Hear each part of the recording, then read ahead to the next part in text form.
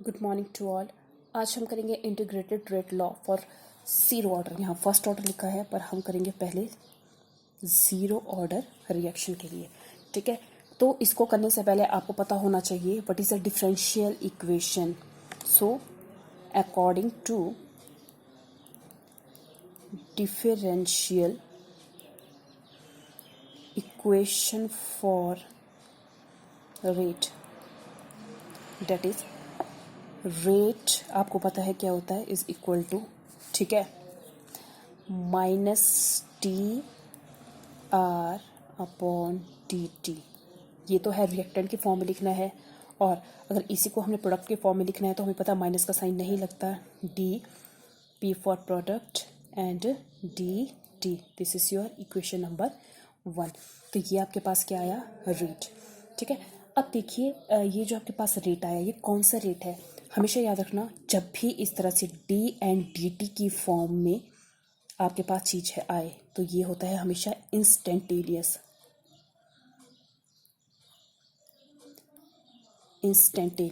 Rate. ठीक है, अगर आपके पास कभी भी डी एंड डी टी की फॉर्म में कोई भी इक्वेशन आए तो वो इंस्टेंटेनियस रेट होगा। तो ये आपके पास डिफरेंशियल रेट इक्वेशन है जो आपने हर, ठीक है, इंटीग्रेटेड रेट लॉ के लिए याद रखनी है। ठीक है, तो ये आपके पास आ गई आर की। तो अब ये जो डी होता है इसमें, ठीक है, डी क्या होता है, D is a very very small change. ठीक है, चेंज किसकी चेंज है, डी किसके साथ लगा है, आर के साथ लगा है, तो चेंज इन कंसंट्रेशन। मतलब जब मैंने आपको शुरू में बताया था कि कंसंट्रेशन 100 थी, फिर उसके बाद क्या रही, 90 रही, फिर 80 रही। ठीक है, पर हम लेके चल रहे हैं कि जो चेंज आ रहा था रिएक्टेंट के कंसंट्रेशन में वो बहुत ही स्मॉल है। ठीक है, स्मॉल क्या मतलब पहले आपके पास कंसंट्रेशन 100 थी, फिर 99 रही, फिर 98 रही, इतनी स्मॉल है, तो इसको डी से रिप्रेजेंट करेंगे। तो d is a very small change in concentration of a reactant. ठीक है, और डी किसके लिए यूज़ होता है, which is use to calculate instantaneous rate. मैंने बता दिया ये इंस्टेंटेनियस रेट को कैलकुलेट करने में यूज़ होता है।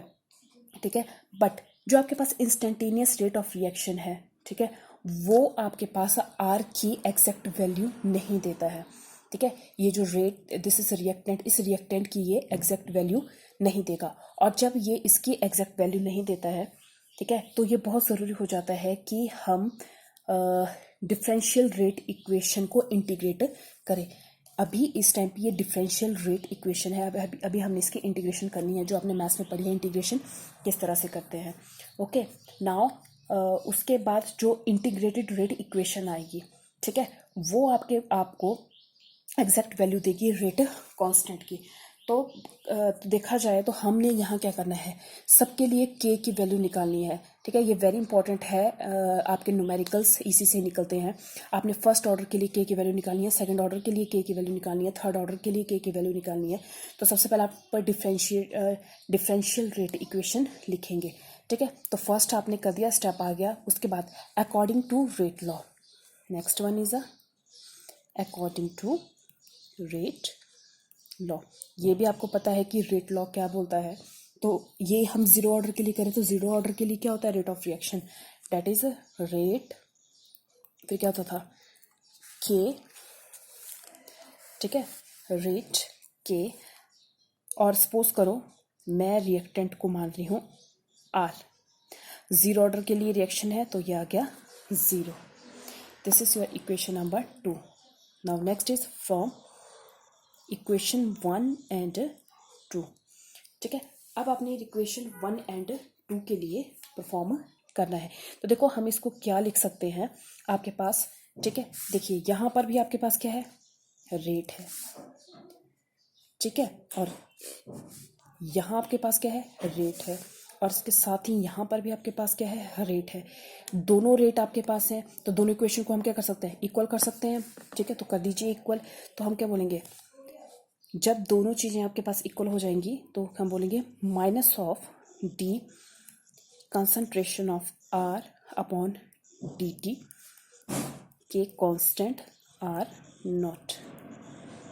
This is your equation number 3। ठीक है, तो ध्यान से कीजिए इसको, सिर्फ थोड़ा सा डिफरेंस है, सारी की सारी रेट इक्वेशन आपकी इक्वल चलेगी, सारे स्टेप्स इक्वल चलेंगे, बस आपने थोड़ा सा समझना है कि हो क्या रहा है। सो नेक्स्ट स्टेप इज, ठीक है, तो ये फिर से मैंने थर्ड इक्वेशन लिख ली है। अब देखो नेक्स्ट आपके पास क्या होगा, अब r की पावर है 0, आपको पता है किसी की पावर 0 होती है तो वो क्या हो जाता है, उसकी वैल्यू 1 हो जाती है। और ये 0 ऑर्डर रिएक्शन है, हम जानते हैं 0 ऑर्डर रिएक्शन आपका डिपेंड नहीं करता है कंसंट्रेशन पर। तो r की वैल्यू आपके पास 0 हो गई, तो इक्वेशन क्या हो जाएगी, minus T of r upon T T के, क्योंकि r नॉट की वैल्यू क्या होगी, किसी की भी पावर 0 वो 1 के बराबर हो जाती है। ठीक है, तो आपके पास नेक्स्ट आ गया दिस वन। अब इस dt को आप इस तरफ ले जाओ तो नेक्स्ट इक्वेशन आ जाएगी, that is minus of T concentration of r upon, ठीक है, इस dt को आप यहाँ ले गए तो हमारे पास क्या बन गया, के D T. This is your equation number, ठीक है, अगर थर्ड पहले आ गया तो इसको आप इक्वेशन नंबर 4 डाल सकते हो। So this is your equation number 4। Now अब हमारे पास स्टेप आ गया कि हमने आप इंटीग्रेशन करना है। So integrated on both side, integrated on both sides, ठीक है। अब आपने क्या करना है, इसको इंटीग्रेट करना है। तो कैसे इंटीग्रेट करेंगे, तो इंटीग्रेट करने के लिए आपका माइनस बाहर आ जाएगा, integration of D concentration of r, k constant होता है बाहर आ गया, and integration of d t, ठीक है। इसके बाद आप क्या करते हो, इंटीग्रेशन का साइन हटाने के लिए हम इंटीग्रेटिंग कांस्टेंट ले आते हैं, ठीक है। सो आप ये लिख सकते हो, if we apply integrated constant, ठीक है, if we apply integrated constant, अगर हम इंटीग्रेटेड रेट कांस्टेंट को अप्लाई करते हैं, ठीक है, तो हमारे पास क्या हो जाएगा, देखो तो हमें पता है इंटीग्रेशन ऑफ डी आर क्या होता है, इंटीग्रेशन माइनस ऑफ यही रहेगा आर, ठीक है, and second one is a D T की इंटीग्रेशन क्या होती है ऊपर, this is the integration of d T की क्या होती है, सिर्फ टी, ठीक है। तो क्या आ गया, के तो कांस्टेंट था, के आपका सेम एज इट इज रहा, ठीक है, के आपके पास डी टी की इंटीग्रेशन आ गई टी, और प्लस आई, यहाँ पर आई क्या है, इंटीग्रेटेड रेट कांस्टेंट, ठीक है। अब आप क्या कर रहे हो, अब हम बिल्कुल शुरू से कर रहे हैं, ठीक है। अगर टी आपके पास 0 है, मतलब इनिशियल रिएक्शन है, अभी रिएक्शन नहीं हुआ है, अब रिएक्शन ही नहीं हुआ है, तो आपके पास टाइम भी क्या है, 0 है, ठीक है। और अगर टाइम 0 है, ठीक है, तो आपके पास जो फाइनल कंसंट्रेशन होगी वो किसके बराबर होगी, इनिशियल कंसंट्रेशन के बराबर होगी, ठीक है। आर आपके पास क्या है, आर है रिएक्टेंट की कंसंट्रेशन, ठीक है, और आर नॉट क्या है, इनिशियल कंसंट्रेशन ऑफ रिएक्टेंट, ठीक है। जैसे सपोज करो आपके पास अगर टी 0 है, टाइम अभी कुछ भी नहीं हुआ, अभी रेट ऑफ रिएक्शन नहीं हो रहा, किसी टाइप का कोई भी रिएक्शन अभी नहीं हो रहा है, ठीक है। और अगर जब रिएक्शन नहीं हो रहा है तो हम क्या ले लेंगे, इसमें इक्वेशन की फॉर्म इसको ले लेंगे, ठीक है। तो सपोज करो आपके पास लास्ट इक्वेशन क्या थी, तो लास्ट इक्वेशन थी हमारे पास minus of are is equal to के टी प्लस आई, ठीक है। और मैंने क्या बोला, अगर आपके पास टी टाइम अभी 0 है, मतलब रिएक्शन नहीं हुआ, तो मैं बोलूँगी कि आप प्रोडक्ट और इनिशियल कंसंट्रेशन बराबर होंगे, this is your final concentration, initial concentration, ठीक है। देखो क्या मतलब हुआ इसका, अगर आपके पास आर नॉट है, उससे आर बन रहा है, ठीक है, पर अभी टाइम 0 है, टाइम 0 मतलब कोई रिएक्शन ही नहीं हुआ, तो जब रिएक्शन ही नहीं हुआ, ठीक है, तो इसकी वैल्यू और इसकी वैल्यू हम क्या बोलते हैं, दोनों सेम है, क्योंकि अभी रिएक्शन ही नहीं हो रहा है, ना ये है अभी ना ये बना है, ठीक है। तो हम क्या बोल सकते हैं कि r is equal to r naught, तो ठीक है, तो पुट कर दो, ठीक है। इस आर की जगह आप क्या भर सकते हो, आर नॉट भर सकते हो, तो क्या बन जाएगा आपके पास, equation is become minus of R not into, ठीक है, फिर क्या था, के की वैल्यू के रहेगी, टी की वैल्यू क्या आ जाएगी 0,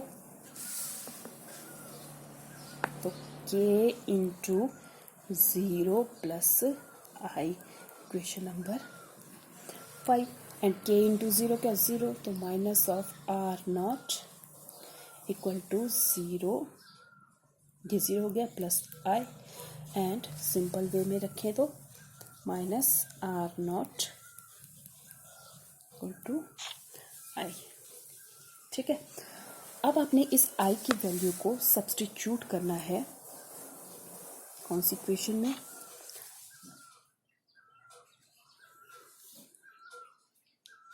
इक्वेशन नंबर 5 में।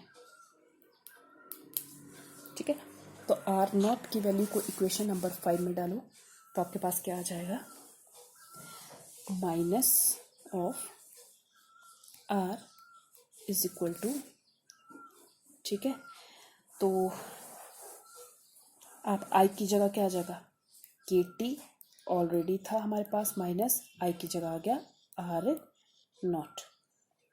ठीक है, अब आपने देखो यहाँ पे मैंने पहले ही भी बोला था आपको कि हमने के की वैल्यू निकालनी है। ठीक है, तो इस आर नॉट को आप इस तरफ ले जाओ तो आपके पास क्या आ जाएगा, दोनों माइनस, यहाँ पे माइनस है, माइनस यहाँ पे भी है, तो क्या बन सकता है, r naught minus r is equal to, r naught minus r is equal to के टी, और के की ही वैल्यू निकालनी है आपने। के क्या हो गया, very important, r naught minus R upon T. This is a integrated rate equation for a zero order reaction जिसमें R naught is initial concentration, R is final concentration, and T is a time. So it is an integrated rate equation for a zero order reaction. ठीक है, after zero order हम करेंगे integrated rate equation for first order reaction. तो similar है first order reaction, अगर आपको ये करनी आ गई तो आप आसानी से बाकी भी कर सकते हो। Thank you.